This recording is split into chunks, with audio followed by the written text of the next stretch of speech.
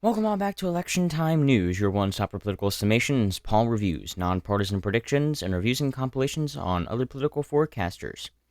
Today is Tuesday, September 24th, 2024, and I'll be giving a very in-depth and comprehensive review over the entire electoral map, using lots of polling, some Polymarket voting odds, history, some demographic data, and more. This should be a long video, so be sure to sit back, get comfortable, and relaxed.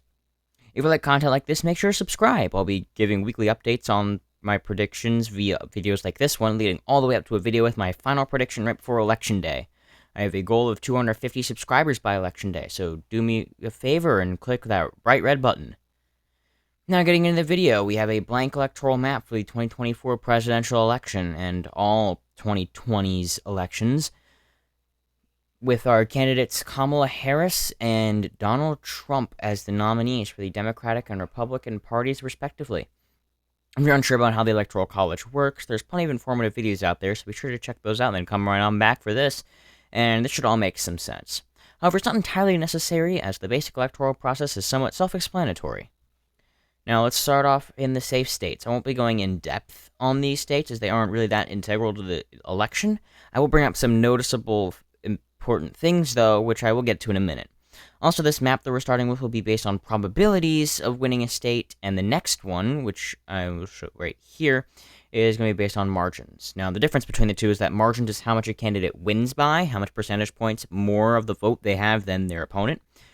Meanwhile, probability is the chances that they actually have of winning the state.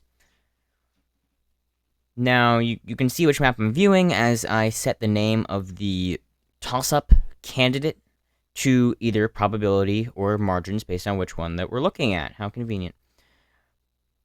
The percentages I'll be using today are a bit different from other forecasters, as where most use 3 or 4, I'm using 5. I wanted to use 5 so that each one is a 10% chance step. 50 to 60% is the brightest shade of each, called tilt, being this shade of blue or this shade of red. 60 to 70% is the pale shade, or lean.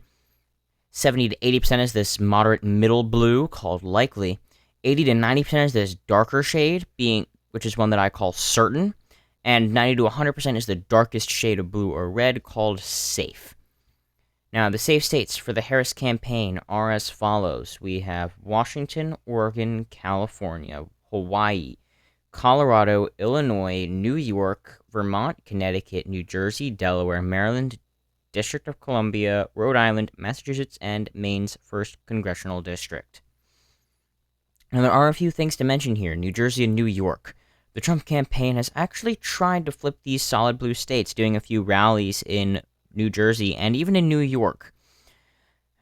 However, they did both vote for Biden and Clinton by over 14 percentage points. In 2020, they went by 16 points and 23 points, and in 2016, just barely went under the 15 safe cutoff that we'll get to in a bit, but 14 points for Clinton and 23 or so points for Clinton in 2016. They have both shifted a little bit to the right recently, but neither state is anywhere close to competitive. Looking at the county map, the large density of New York City is 77%, 72%, 54%, and then 83% blue in Bronx County. So a lot of votes coming down from here, and Joe Biden won with just barely under 2 million more votes than Donald Trump in the state. Now, something interesting looking at New Jersey here is that even though it went by 15 points to Biden in 2020, that this poll that came out right before he dropped out actually had Trump ahead by a point. Now, again, this is the state that 3 years prior had just gone overwhelmingly for the Democrats. So if this was actually any signifier of where things could have gone, if Biden had stayed in the race, it was definitely the better choice to have switched out for Kamala Harris. Now, with Harris as the nominee, there definitely is almost no chance that Trump is going to win the state, and Polymarket agrees with New York being a 97% chance, as well as New Jersey being a 97% chance going to Harris. Now anything above 95% or so on Polymarket is pretty much just guaranteed, because there always will be a few people trading on the losers' stocks, because they are actually stocks, and they're not going to sell them immediately, even though that basically not a single person thinks that Harris is going to win South Dakota this year. So moving back to this map, now we have the safe states for the Republican Party. These are going to be Montana, Wyoming, Idaho, Utah, North and South Dakota, Nebraska statewide contest, and 1st and 3rd congressional districts. Kansas is actually not going on there. I'll get to that in a minute. Oh, no, Kansas is on there. Sorry, for the other map it won't be. I'll explain that later anyway.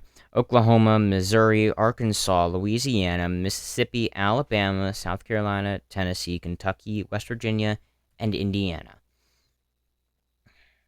Now, all of these states are currently polling over 10 points in Trump's favor and have voted Republican in the last 2 elections, and basically in no circumstance ever would these safe states flip to the other candidate. Even in a total blowout scenario, these states would back their respective candidates, and based on that, Harris is in the lead currently, 191 to 122, but as we'll see, that will not hold up for very long. Now, next up is certain, with between an 80 and 90% chance of victory for the respective candidate. Starting with Trump this time, we have Alaska, Ohio, and Florida. Now, Ohio and Florida specifically have been basically on a runaway shift to the right, having voted more Republican each election cycle since 2008. Once both considered swing states from basically 2000 all the way up until 2016 or so, before they both voted relatively hard towards Donald Trump, they now safely vote in the Republican column. Alaska, conversely, has never voted for a Democrat in its entire statehood. However, it has slowly but surely been shifting to the left, and only voted for Trump by a little over 10 points, as we can see here. Just 10 and a tenth percent. And so, which is it's one of the closest elections in its history. Unfortunately for Harris, it still seems out of reach this election season, as polls released have Trump up 10 and 5 points. So I don't see any. This is definitely narrower than Biden's loss, even going in the average about 7.5 points. But it seems out of the question for Harris to actually win it, even if she starts completely going for it this late in the election season, which I definitely doubt, considering it's only worth 3 electoral votes. She'll probably be entirely focusing on the larger states, such as Pennsylvania, Michigan, Georgia, North Carolina. Now, the certain Democrat states. We have Minnesota and New Mexico. Now, Harris' choice of Tim Walz for vice president has proven very useful for her campaign, as Biden was losing in the polls out of the state right before he dropped out by about a point or so. But now that Harris is in, she is consistently leading in the polls with +7, +7, +4, +7, +5, +9, all of them generally in the between the 4 to 10 range, which is not an insane lead, but it's very consistent, which is a very good sign for her that they are relatively accurate, even from multiple different pollsters, so from across the political spectrum, giving a bit of credibility to each other. So I definitely see a relatively strong chance that Harris is going to win, which Polymarket definitely agrees with their percentage chance of 94%, which I think is a little bit high, but as we get closer to election day, I might bump it up. The same thing for New Mexico. However, it's only at 92%, which is right above certain. So I'm going to definitely stand by my choice of certain for right now. All right, next up, we will be looking at the margins for each of these states. The coloring for these are as follows. The lightest shade is less than 5-point victory, which is going to be tilt. The second lightest is between 5 and 10 points, or lean. The second darkest is between 10 and 15 points, or likely. And the darkest shade is above 15 points, or safe. All the probability safe states go in as margin safe on our map, except for a few states that I will get to in a second. As I'm filling these in, I need to quickly get these in for a second. Alright, all of these are going in except for Kansas and Nebraska's 2nd congressional district. Now, both of these areas went to Trump by just under 15 points in 2020, 14.9 for Nebraska's 1st district, and 14.6 for Kansas, just below. Now, I do see these just barely getting a bit redder, so I'm actually going to change my mind now. I'm putting 1st district in as safe, but I'm going to keep Kansas as just barely likely. I'm going to see this one also above between 14 and 15 points on election day again, as that is also, I believe, right around where it voted. It voted about 20 points in 2016, so 6-point shift to 14. So I don't see it shifting hard enough right for it to actually go up. I don't think it's even going to go up by 0.8 of a point. Now, unfortunately, there's no new polls in either state or state/congressional district, so I can't check to see how the polls have been checking out. But I don't see enough of a shift actually happening here. Conversely, I see all of the Harris states being securely in the 15-plus point margin. Now, that's not true for any of the certain states. These will be generally split up. So, first off, starting with New Mexico, this will be lean. Now, I'm putting it here as about a point loss from Biden's margin of 10.8 in 2020, as Trump has seen noticeable gains in minority populations, and the majority of New Mexico's population is Latino. Looking at the polls from the Land of Enchantment, we can see that the average has Harris plus 9, but these polls are plus 10, plus 5, plus 7, plus 11, plus 7, plus 6. These are done, and just the two in the past month are 10 and 5. So being right in the middle, there's around 7 to 8 points. I'd say closer to 9. And of course, the poll average is somewhat supportive of that, with a Harris plus 9-point lead. So for that reason, I'm going to put it as lean just below the 10-point margin. I'm saying probably about a 9 to 9.5-point margin on election night. This is still just a bit below the likely margin cutoff. Minnesota is also going to go lean. I voted for Joe Biden by 7 points in 2020. And of course, the polls we saw earlier were Harris plus 5 and plus 10. The polling average has Harris in the lead by 6.3%. And here we have plus 7, plus 7, plus 4, plus 5, plus 9. So all of these are right around in the same area again. So it's probably I'm going to say probably about 7 to 8 points on election night, which is a bit less than New Mexico and is still going to go into the lean category. Now we have Ohio and Florida for Trump.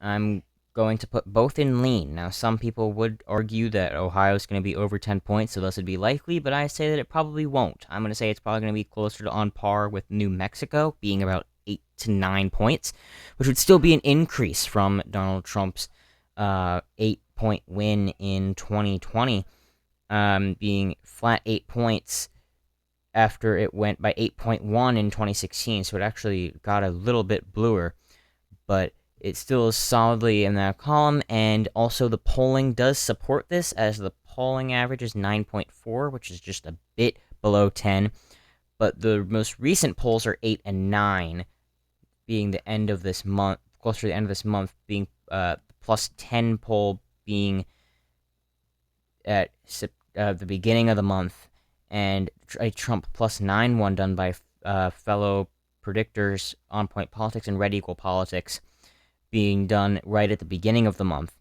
So the more recent ones are a bit less in favor of Trump, but I do still see the state going by about 9%, because this was one of the states where the quote-unquote silent Trump voter was very loud on election night, as people were thinking that Ohio was going to be relatively close going into Election Day in 2016, but then, of course, Trump won it by a whopping 8.1%. So I think that we're a bit wary here, and I'm going to put it in as just barely a lean state, probably around 9 points. Again, I think also that Sherrod Brown being on the ticket will help the Democratic cause just a little bit to potentially give just enough vote to Harris so that it won't go over the 10 to the double-digit threshold. Florida as lean would be an increase from its 2020 margin, but has been steadily getting redder and redder, especially in the 2022 midterms, re-electing Ron DeSantis and Marco Rubio by safe margins, being over 15%. Putting these down both as lean, I see, again, Ohio by about 9 points, Florida by just the smallest bit over 5 points, so almost tilt. But looking at the polls here, we have a polling average of 4 points. If this doesn't go up a bit, I will drop it down to tilt, but I do see some grounds that Trump may actually pull out a bit of a win here. As we also do see a Trump plus 6 poll at the beginning of the month, and a bit later Trump plus 3, which is definitely going to bring this average down a bit.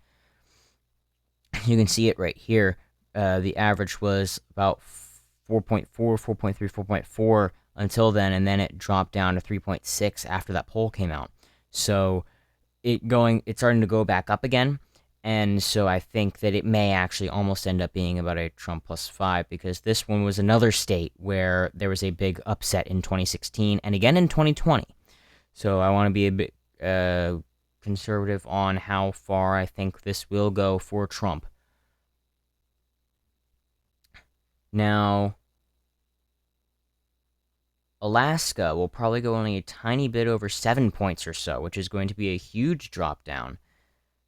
I see a hard shift left, especially within the indigenous population within the state. And looking at Alaska here, again, it was a 10-point victory. But recent polls only have, again, Trump plus 5 for the most recent one. That was done just about 2 weeks ago. So Kennedy got 4% of the vote, even though he dropped out a month ago. So, but still, I see a hard shift left, continuing the slow trends that have been in the state, giving Harris a much more noticeable edge. However, I think that it is much too late in the campaign to get any chance of getting anywhere below, and to getting it within even tilt. This middle color. Chances being between 70 and 80% of victory for each candidate. In this category, I have Virginia, New Hampshire, Maine's statewide contest, and Nebraska's 2nd congressional district for the Trump Waltz campaign. And for Trump Advance, I have Iowa and Texas. Now, starting with Virginia. Virginia has been a left-trending state for a long time, going to Biden by a whole 10 points in 2020. After being a solid red state for Bush Sr. and continuing to vote to vote red, going back here, a red vote for Reagan, and then voted red for Bush, and continuing to vote red all the way through until Obama won it by 6 points in 2008. Then Obama won it again by 3.9 points in 2012. Clinton actually won it by more than that, going up to 5.3 points in 2016. And of course, Biden got the margin up to 10 points in 2020. However, some interesting polling has occurred here, as if we look at the 538 average, the Harris is only ahead by 6.8 points. And some polls down here even actually have her even with Trump. Coming out of a Biden plus 10 state, this should be a flag for the campaign. However, there's also some other polls that have Harris up by 6 or 10. And one done just a day prior had her up by 8. So it's a very interesting drop, most likely from more rural voters that voted Biden but will now flip back to voting Trump in larger numbers in the growing DC metro area, which is mainly where the bluer and bluer regions of Virginia are coming from. And so going back to our going to margins, I see this being a lean state, dropping down below the 10-point mark, not by too much. It'll probably be by around 9 points or so on election night, but that will drop it below the threshold to be lean.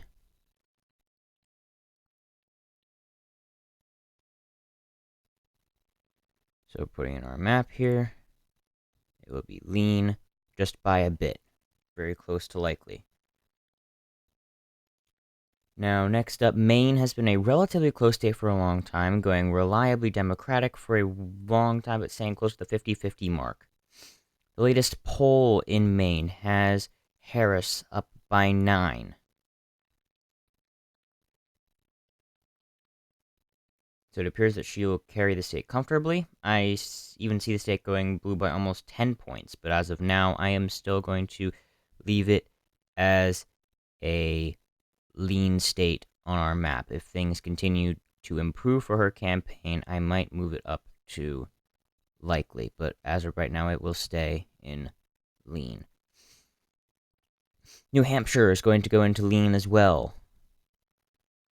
And most likely go to Harris by about 8 points or so on election day. It went Democratic in 2016 as well, but by under half a point to Clinton. Trump almost went, and that would have been a large upset, as even though it's only 4 electoral votes, it generally votes about 5 points to the left of the nation, or 7 points or so to the left of the nation as a whole.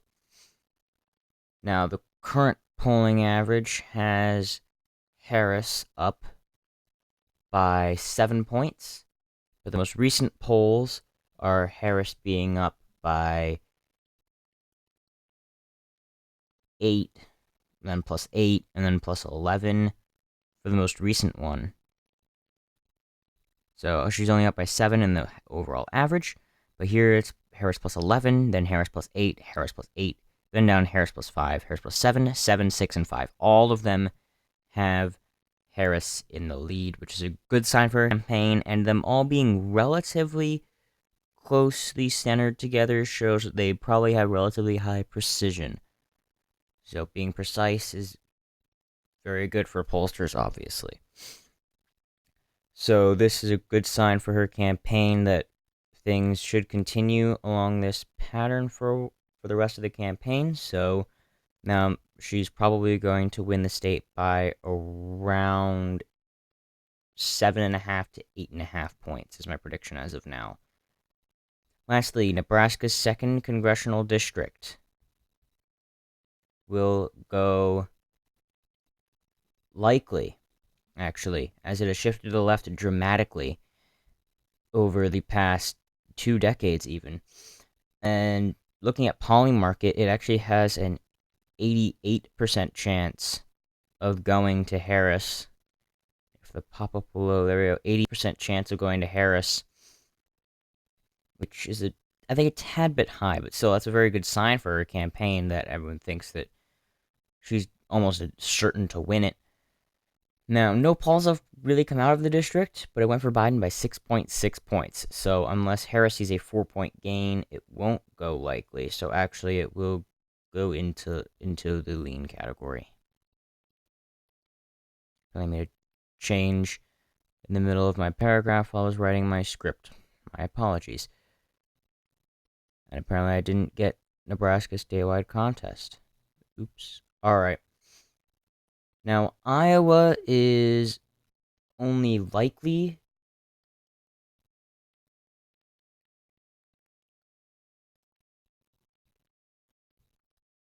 on this map due to one poll that came out recently. It's the only poll that came out after Biden dropped out. As this one, we see Biden versus Trump. But it only has Trump up by 4 points, and he won the state by 9 in 2020. So that's a 5-point drop. That's a huge boost for the Harris campaign, even if it's just an outlier poll. So I do still definitely see it going to Trump by a lean margin. Probably between 6 and 7 points, which is still definitely a drop from 2020. It went by 9 points. It's going to be a bit to the right of Ohio again, but a basically impossible margin to actually overturn the slate in the race, but seeing such a margin out of Iowa would be a really good sign for the Harris campaign. And Texas has been going to the left in decades, going from Bush plus 23 in 2004. We can get to Jackson Jude. Going from Bush plus 21.3 in 2000 to then plus 23 in 2004, then down to McCain plus 12, Romney plus 16, but then dropping very quickly to Trump plus 9, and then dropping again to Trump plus 5.6. Now, the state has been polling at about Trump 6.2 so far this cycle, with the average being, of course, 6.2, and we've been seeing Trump plus 6, Trump plus 4, Trump plus 8, Trump plus 3, so it doesn't look to be very close, as there has not been a single Harris poll yet. I do think the margin is actually going to increase a small amount. I'm saying it's going to go lean, probably by only about 6 points or so, which is about going to tie its margin in 2020. A bit of a loss, as the voters in the Rio Grande Valley now are going further to the right than the voters in the suburban regions are shifting to the left. Probability lean for second to last. As we get closer and closer to parity, and the very tilty states, I'll be getting more and more in depth for each state. So to start for the Trump campaign, we have Arizona, Georgia, and Maine's 2nd District. And for Harris, we just have Maine. Now, Arizona was the second closest state in 2020, and it flipped blue due to the rapid growth and diversification of Maricopa County, which houses the capital, Phoenix. Now, the region brought the state to Biden's column by just 11,000 votes. However, this year, polling seems to not be in Harris's favor, as the polling average has Trump ahead by 1.2%, and the recent polls, especially by the New York Times and Siena College, all have Trump up by 5, with one up by 4. So I do think that he's going to win the state. Now, there are a few other polls that are a bit further back that are a lot closer, but this one by Trafalgar Group, by having Trump plus 2, and this one by Morning Consult having Harris up by 1, are both great for her campaign. However, as of right now, I, along with Polymarket, think that Trump will win the state as of right now. So we're going to be putting that in as, and we're going to be putting it in as tilt, because I'm seeing this going by maybe a point or so on election day. Very, very close.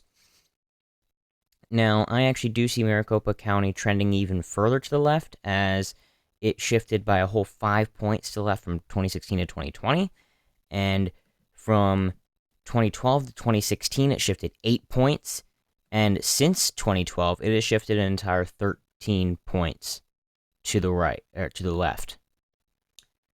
Now, next up is going to be Georgia, where I'm going to put it in as tilt, obviously, for Trump, but a flat 60% chance of going to Trump, according to Polymarket. I think that's actually a bit low, but not by much. It's closer to probably about 65%, but still dropping, as Harris has gained back a lot of support from black communities that Biden essentially completely lost between 2020 and 2024. The polls here are relatively close, with only a 1.4% lead for Trump. You can get it back today. There we go, 1.4%. Yesterday it was 1 point on the dot, but a good poll for Harris must have just timed out or something. And the most recent being Trump plus 3, Trump plus 4 polls by New York Times and Siena College again. However, there was 2 even polls and 2 Harris plus 2 polls relatively recently, so that's a great sign for her campaign. But as of right now, these are the most recent ones, and these are to registered voters, so they are a bit more dependable than these likely voter polls. Now, I'd say that it's going to go by about half a point to Trump on election day. There's a chance that I might go Harris. I'll be keeping an eye on Georgia and Arizona, as they are very close to flipping. Now, Maine's 2nd congressional district has one single electoral vote, and in 2016, it was the first time that Maine had ever given electoral votes to different candidates. Now, there isn't much to this one. Trump won it by more than 15 points in 2016 and by 8 in 2020. It should be about 5 to 7 on election day, which is actually going to be lean on our election map. The reason that I have it as only lean in the likeliness for the percentage chance of winning is because of one single poll out of here that came out right after Harris took over the nomination, and that actually had Harris in the lead by about 5 points. But I'm gonna have it in the lean category for probability for now, but I do still think that Trump will win it on election night, as does Polymarket, as it has currently an 86% chance of going to Trump. Lastly, Michigan, this key state in the Rust Belt, that's going to go tilt Harris. Now, the most left-leaning of the Rust Belt trio of Michigan, Wisconsin, Pennsylvania, if Trump can win Michigan, I see this election as basically over for the Harris campaign. Luckily for Harris, doesn't seem to be the case. Looking at Polymarket, she has a 2/3 chance of winning, 67-33. And in the polls, there's more good signs for Harris, as she is leading by 2.4 points. And the most recent polls are only +1, but then we have a +8 poll and a +5 poll. And we have to go back to a poll last week that actually had Trump in the lead. And after that, we've had 5, 5, 3, 5, 8, and then 1 and 1. So this considerable lead in the average that she's held basically since she took over the nomination, pretty much. I do see this state as almost certainly going to Harris at this point. So that's why it is actually a step up above the other swing states as of right now. And so it is going to go tilt Harris on this map. I think Harris will win by an even larger margin than Biden did, probably about 2.5 to 3 points compared to Biden's 2.3-point victory.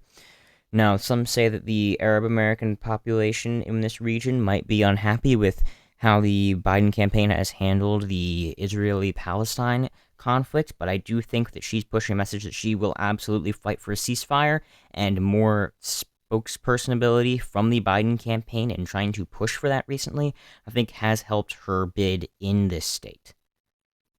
Now, last but absolutely not least, we have probability tilt, which will be Nevada, Wisconsin, Pennsylvania, and North Carolina. Now, North Carolina is very close, and I did actually officially move it to tilt for this, as I see Trump almost losing it based on how the scandals are going with the governorship race there.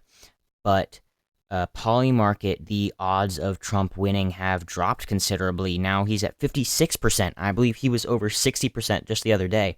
So Polymarket agrees with me with this being a tilt race right now, as far as probability goes for North Carolina. Now, starting off with Nevada, it's going to be tilt. I think that it's going to get it to closer to the margin that we saw in 2020 with 2.4 points. It shifted 3 points to the right in respect to the nation, as the rest of the nation shifted 3 points to the left, while it stayed put. The 2.4-point lead that Clinton got in 2016 was mirrored here.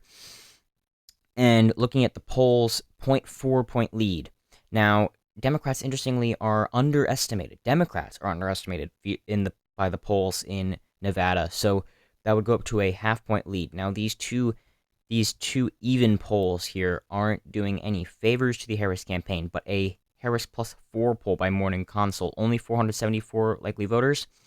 That's a relatively good sign, but 1,079 likely voters by Trafalgar Group, a partisan pollster for the Republican Party, giving Harris +2 is a very good sign for their campaign. So for that, primarily, I'm going to be putting that in as tilt for Harris, securing that in. Also, the state has voted blue for a very long time, going blue in 2012 and 2008.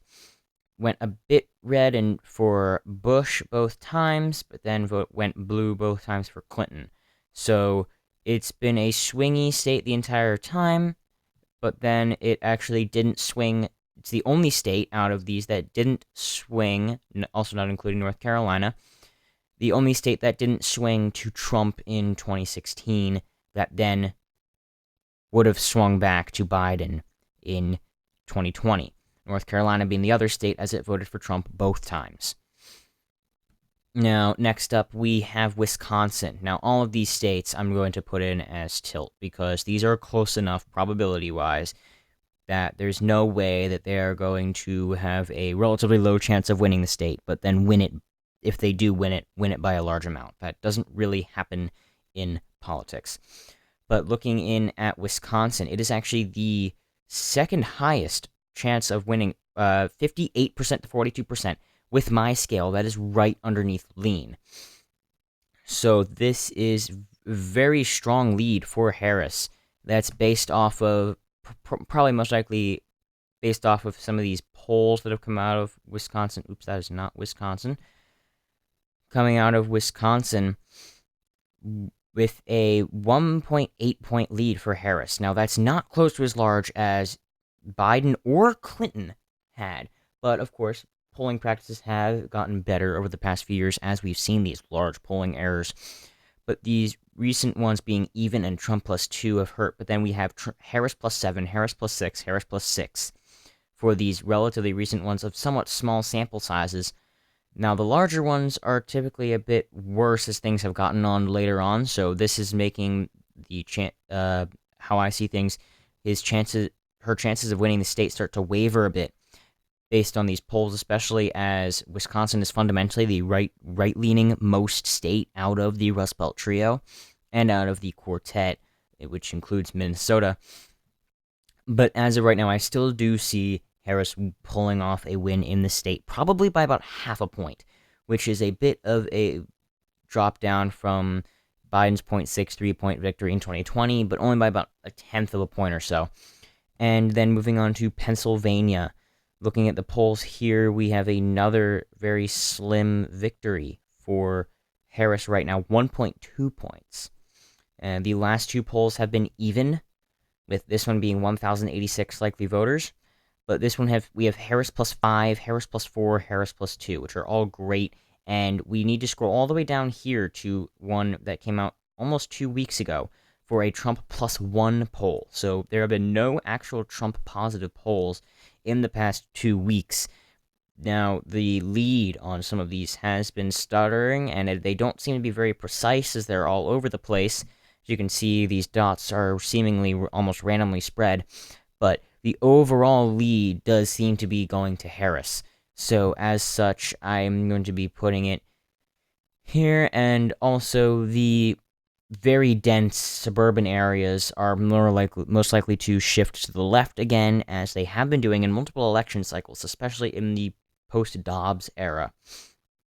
Now, finishing up with the last but not least state of North Carolina, 16 electoral votes. This is probably the right-leaning most state out of these swing states, the 7 main swing states this year. And interestingly, it's actually not being the rightmost leaning in the polls, as Trump is holding on to the narrowest of leads, except until today when it went up to 0.6 of a point, if it wants to show us that. But it's very, very close. It was 1/10 of a point even yesterday, but 0.6 of a point, as now these Harris ones are not getting included in the function anymore. But we still have been seeing breaking even, +4, +1, +1, +2, +2, even. So all of these are still ridiculously close polls coming out of North Carolina. But then again, we even saw Biden in the lead in the polls right before the 2020 presidential election, and he, of course, did end up losing the state by 1.3%. So I don't think this is going to flip blue anytime soon. 56% chance for a victory in North Carolina. So this is definitely going to go lean. I do think that Harris is actually going to get even closer. I think she's going to get within a point of winning North Carolina, but I don't think that she will actually, as it stands right now, I do not think that she will be able to actually get over the line in order to win the state of North Carolina, which means that this is now our new updated presidential map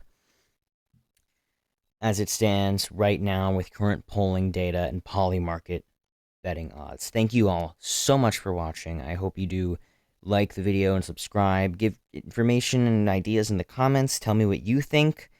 Do you see these polls as saying something different? I'd love to hear your thoughts and opinions. Please do keep it respectful. and try to talk about the polls as opposed to the candidates as people or their policies. I like to keep things as predictive as possible instead of political. And I know that sounds like a weird thing to say on a politics based channel, but I'd like to keep things respectful. Now, again, thank you all for watching. I will be coming out with a Senate prediction video on Friday, so make sure that you do not miss that, and have a fabulous rest of your day. Now, thank you all so much again for the continued support. As of recording this, I have 43 subscribers, and I also have 4,500 views in the last week. Now, I started this in the beginning of the month just as a special fun project to share my love and interest in politics right before the election season, and I've loved to see everyone enjoy my content and to appreciate it, and it means a lot to me. So thank you all very much. Now, I do have a goal again of 250 subscribers before election day, so I hope you all can help me reach that. That would mean a lot. Thank you all.